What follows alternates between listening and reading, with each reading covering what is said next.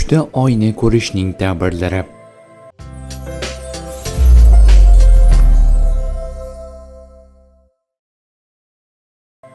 Ibn Sirinning aytishicha, oyna tushda izzat va martaba bo'ladi.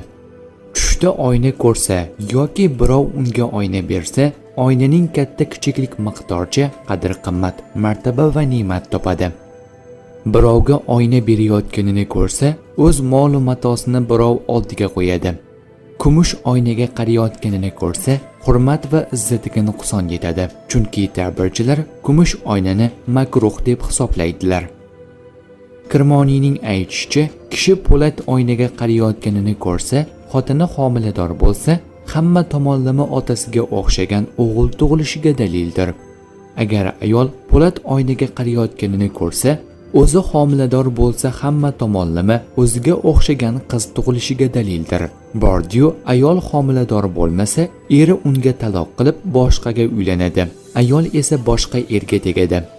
O'g'il bola oynaga qarayotganini ko'rsa, uning uchun uka tug'iladi. Agar qiz bola qarasa, singil tug'iladi. Kimki tushida podshoh yoki ayollardan biri qarasa, ishdan ajraladi va hukmronlik qo'lidan ketadi. Boshqa odam uning o'rniga o'tiradi. Hazrati Sodiqning aytishlaricha, tushda oyna ko'rish 6 narsaga dalildir. Xotinga, o'g'ilga, izzat va farmonbardorlikka, yo'ri do'stlarga, hamkorga, ayon ishga. Ta'birchilarning aytishicha, musofir kishi tushida oynaga qarasa, izzat va ulug'lik topadi. Qiz bola oyna ko'rsa, erga tegadi.